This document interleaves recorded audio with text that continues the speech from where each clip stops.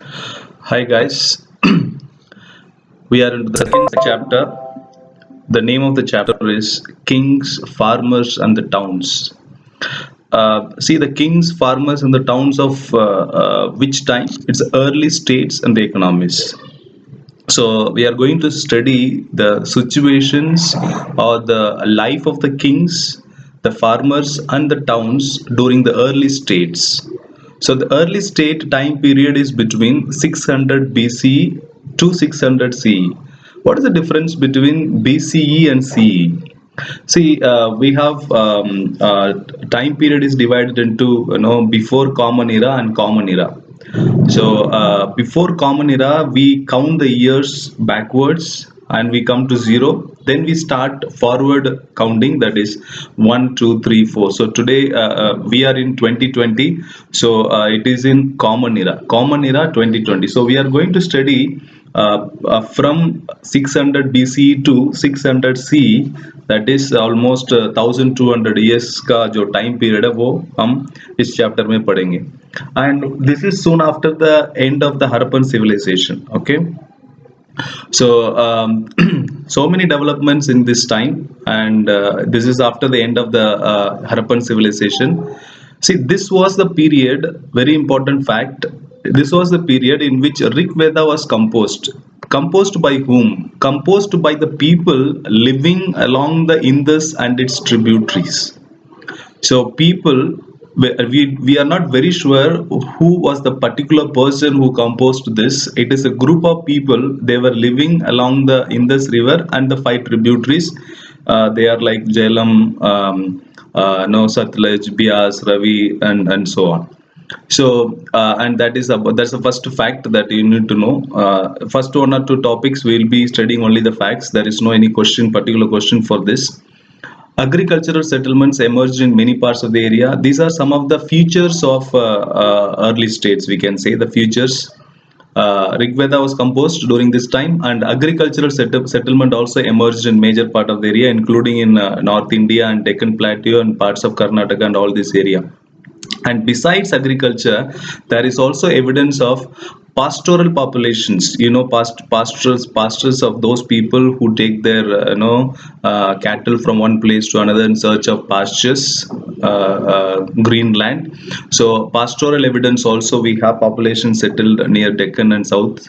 And another new, this is the third correct feature, that is new modes of disposal of the dead bodies. Okay, see, we have studied just burying, and here people are burying the dead bodies. Now people here are burying the dead bodies along with making an elaborate stone structures known as megaliths. Very, very important fact. What is megalith? Megalith is an elaborate stone structure which is erected over the dead bodies. Once the dead body is buried, then we make a kind of a sign that somebody who is very heroic in nature is buried in this area, in this place. ये बताने के लिए megalith structure खड़े किए जाते हैं, and this where it was very much prevalent. It was prevalent in South India mainly. Okay, Central and South India, not in North India. So it is only found in megaliths are found only in South and Central India, not in North India. Please note down, very important for your MCQs. And in many cases dead bodies were buried. This is the most normal practice. Okay, dead bodies are buried with a range of iron tools and weapons, but megaliths, a kind of stone structure erected over the burial. Okay, that is the fourth feature. Now there is also evidence that there were other trends also. Perhaps the visible was the emergence of early state. This is the fifth features of during this 600 BC to 600 CE में जो main features, मतलब top 5 features में ये बहुत important है. That is the visible emergence of early states, that is empires and kingdoms. For the first time in Indian history, there are some empires and kingdoms coming up. So far in this valley civilization, we have no clear-cut proof to tell that there was a ruler ruling the population living in Harappa. But here we are going to have clear-cut proofs for this, and we are going to get all this. And once there is a leader, what will happen? There will be political process. Changes होंगे, law होंगे, then लोगों को मतलब to run a government they need money. To have money, what they will do, they will tax. How they will tax? They will tax the agricultural production. So agriculture production was organized, मतलब tax लगाया गया. And when you have money, of course there will be new towns emerging. So this is all well connected ideas. Okay, so you have political state, then you have ruler needs money, and agriculture is organized, taxed, then new towns emerging, all this. Now historians attempt to understand these developments by drawing the sources from which are the things. मतलब historians को ये सब चीजों के बारे में कैसे पता चल रहा? By inscriptions, texts, coins, and visual materials. Okay, these are the things, please underline. That is inscriptions, texts, coins, and visual materials. इन चीजों से हमें ये सब पता चल रहा है. So this is a brief introduction about this chapter and how it all got emerged. Okay, so we have another topic which is also important from the point of view of MCQs, not from the point of view of a question answer. This topic is Princip and P Odyssey. Princip is the person, he is the officer in the mint. Mint is the place where you create coins and currencies. So he was working as the mint officer in the East Indian Company. Okay, so what is an epigraphy? Epigraphy is a study of inscriptions. Okay, very important, very simple and important fact it is. So some of the most momentous developments in Indian history, in Indian epigraphy, took in 1830s. This was the time when James Princip, he was an officer, and he deciphered. He was the first one to decipher Brahmi and Kharosthi. These are the two earliest scripts in India. Very important. He was the one who, for the first time, deciphered, means able to exactly understand the meaning of what is written. So he deciphered the Brahmi and Kharosthi two scripts in the earliest inscriptions and coins. He found that the most of all these inscriptions, whatever inscriptions he found, in all of these mentioned, there something was mentioned. That is mentioned is a king referred. There was a king's name always referred. That is that king is referred as a Piyadasi. Piyadasi meaning, very important, pleasant to behold. ये question बहुत बार exam में आया हुआ है. So you need to know what is the meaning of Piyadasi. Piyadasi meaning pleasant to behold. So nice to catch hold of something. That is the meaning of Piyadasi. Okay. So he in all the inscriptions he found a king, and that king, he found the name of the king being mentioned, and that the name of the king is Piyadasi, meaning pleasant to behold. There were few inscriptions which were referred to. There were also some inscriptions which referred directly to the king as Ashoka. So some historians say Piyadasi is none other than Ashoka. Some say both are different, but we are not very sure. But now some inscriptions speak about Piyadasi, some inscriptions speak about King Ashoka, and both are the same. Actually, the both are the same. One of the most famous rulers during the Buddhist time. Yeah, Buddhist texts से हमें पता चलता है अशोका के बारे में. We will be studying about this in 4th chapter or something. So this kind of inscriptions gave a direction to investigation into the earlier Indian political history, as Europeans and Indian scholars used inscriptions and texts composed in a variety of languages to reconstruct the lineages of the major dynasties that ruled. So what do they want to say? They want to say that studying all these inscriptions, this gave the direct evidence to these historians to study the Indian political history, and this inscription and texts helped to understand all this, because so many languages used. We are going to see which are the languages they used to write the inscriptions earlier. Okay. So thus the scholars began to shift their focus in context of political history, investing whether they were connections between political changes in economic and social developments. All that we'll be studying. So what is more important is the first paragraph in this topic, Princip and Piyadasi में जो first paragraph है, who is Princip and what did he contribute to the Indian history, that you need to know. Now before getting into the major topic, that is the first question of this lesson, let us quickly go through this fact called inscriptions. Inscriptions are writings engraved on hard surfaces such as stone, metal, and pottery. Okay, so this is inscription. What are inscriptions? Questions can come. See, sometimes the easiest question can appear in your paper, which may put you into a shock that no, you may not expect such easy questions, but easy questions may shock you sometimes. We may tend to neglect them, but we need to know them. Okay, we need to know the basics. So inscriptions are writings specially engraved on hard surfaces like stone, metal, and pottery. This usually record the achievements. So what do these inscriptions contain? They contain the achievements and activities and ideas of those people who commissioned them, जिन्होंने ये inscription लिखवाया है, उनका achievement, उनका activities, ideas के बारे में बताता है, and include even the exploits of the king, what ever king has exploited, मतलब जो भी उन्होंने दूसरे स्टेट से एक्सप्लॉइट किया है, मतलब whatever he has conquered and all that. Then donations made by women and men to religious institutions, वो भी लिखते हैं मोस्टली. ये बहुत इंपॉर्टेंट है, जो भी डोनेशन, इसको हम ओटिफ ओटिफ कहते हैं, ओटिफ इंस्क्रिप्शन या ओटिफ डोनेशन कहते हैं, giving donations to the religious institutions, उसके बारे में भी इंस्क्रिप्शंस में मेंशन करते हैं. And inscriptions are virtually permanent records, some of them which carry dates, किसी किसी में dates होते हैं, others are dated on the basis of the paleography. What is paleography? It's a style of writing. What they may ask you, what do you mean by paleography? It is the styles of writing, उसको हम paleography कहते हैं, with a fair amount of and all that is fine. Now the earliest inscriptions were very very important. The earliest inscriptions were written in a language called Prakrit. It is a name of the language used by the ordinary people of that time. 600 BC से लेके 600 CE तक, the earliest Indian people, they were using a local language called Prakrit. It is a ordinary language. People were not talking in this language. Okay, so this is the earliest ordinary names of some of the rulers like Ajasatu, Ashoka, known from Prakrit texts, and we come to know these rulers and all from this Prakrit text only. And inscriptions have been spelled in their Prakrit forms in this chapter. Okay, study. You will also find terms. You will also find some terms in languages such as Pali.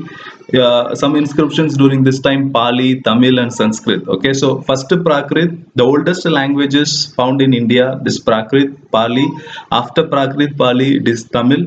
And after Tamil, it is Sanskrit. These are the oldest languages which were used to write inscriptions and texts.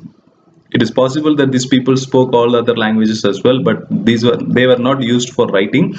For writing purpose, only these four languages. So earliest writing happened only these four languages, that is Prakrit, Pali, Tamil, and Sanskrit. Fine. So that is all about some of the facts and figures in this chapter. So we have done the 5 features of the earliest states. Okay, then we went on to study what is Princip and P Odyssey, who is Princip and what is P Odyssey and all that. Then we studied about inscriptions. Now comes the first important question. I hope you are all noting down the question answers and writing the answers also by yourself. And if you have the book with you, please take the book and come along with me line by line and underline some of the important facts and figures, because history is something that is not that easy. Especially those MCQs questions, 20 marks, you are not going to get just by learning the question answers. You have to read line by line, which gives you more confidence in attempting those questions. Okay, so the earliest states. So we have the 16 Mahajanapadas, that is the earliest state. The question is this: the 6th century BCE is often regarded as the major turning point in Indian history. Explain or comment or elaborate. So that's the question. The 6th century BCE is often regarded as a major turning point in early Indian history. Elaborate. So that's the question. Okay, the answer is this. You have to. That's the first point. This is the era. This is the era which associated with the early states. Okay, and early cities and the growing use of iron and the development of coinage, etc. These things happened during this time. First thing is early states, then cities develop. Use of iron for the first time. See, what does it mean? If you have iron, you can make many metals, and with those metals, like you can make axe, law and lot of things, then you can go for the developmental process. And even coinage was being developed during this time. That's the first point that you need to know. Second point, it also witnessed the growth of diverse systems of thought, including Buddhism and Jainism. Both Buddhism and Jainism also got developed during this time. And this is the diverse, no, this is the system. Okay, during this, India contributed a lot to Indian philosophy by a person called Buddha and Jaina. And earlier Buddhist and Chinese Jaina texts also mention other kings like 16 states are known as Mahajanavada. Buddhism and Jainism have written a lot of texts, and these texts also speak about this 16 states, and they are called as Mahajanapadas. Okay, and although the list varies, so many names are there. In some list 16 different names, and but important names are this: Bajji, Magadha, Koshala, Kuru, Panchala, Gandhara, and Avanti. All these are some of the important 16 Mahajanavadas में कुछ important है. Clearly, these were amongst the most important Mahajanavadas. These are some of the most important Mahajanavadas. While most Mahajanapadas were ruled by the kings. Okay, so I see what you need to know is, first you need to write about first point, that is growing use of iron and coinage and all that. Then Buddhism, Jainism के बारे में. Then important names of the Mahajanapadas. These 3 points you have. Fourth point is this, that most of the Mahajanapadas were ruled by the kings. Okay, but some of them known as ganas or sanghas, okay, where oligarchy was practiced. What is oligarchy? Oligarchy is a rule. No, oligarchy is a rule. It is here. Oligarchy refers to a form of government where power is exercised by a group of men. Like for example, Roman Republic. We must have studied last year that Roman Republic. It is ruled by a group of nobles. Okay, though the name Republic meaning the head of the state is elected, but it is just opposite. In spite of its name, a republic नहीं होता था. It is an oligarchy.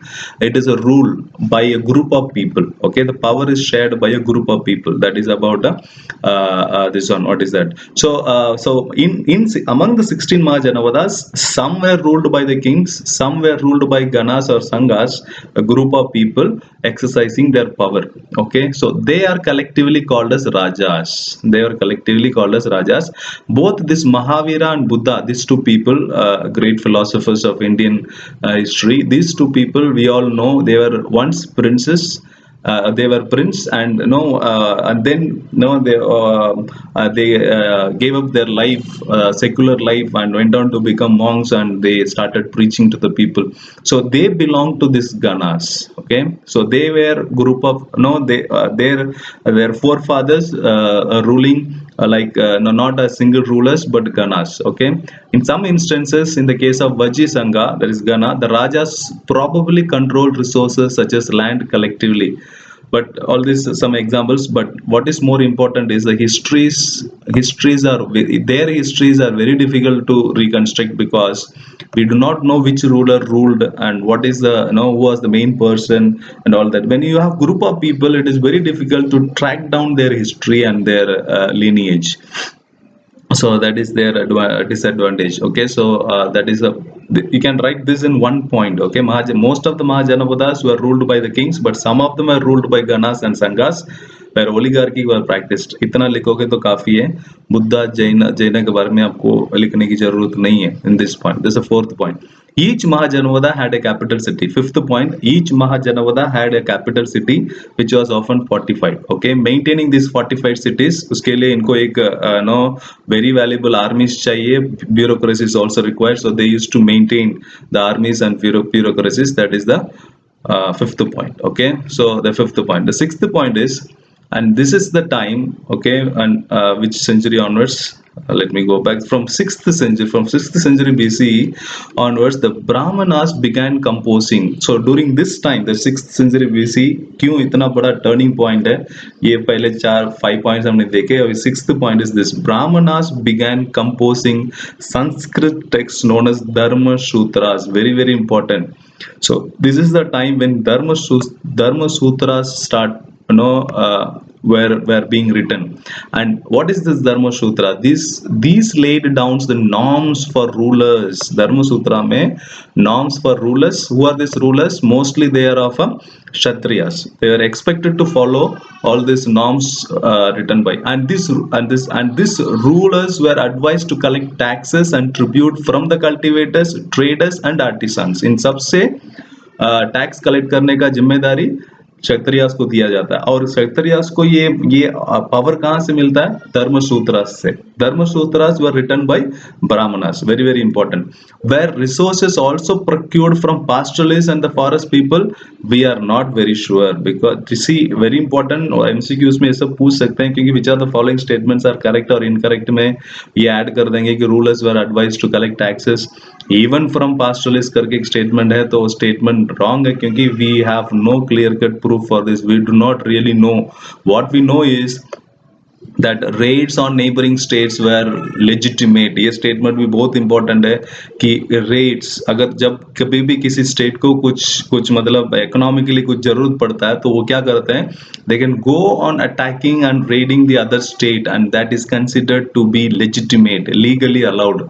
ऐसा नहीं कि वो मना है, this is sin you have committed, there will be punishment, ऐसा कुछ नहीं है. The one who is powerful always wins the battle. So gradually some states acquired standing armies and maintained regular bureaucracies. इसीलिए कुछ states जो powerful states हैं, important states हैं, वो regular army और bureaucracies maintain करते हैं. लेकिन कुछ हैं, जब भी कोई raid हो जाता है या होने का कोई पहले से idea पता चल जाता है, तो वो क्या करते हैं?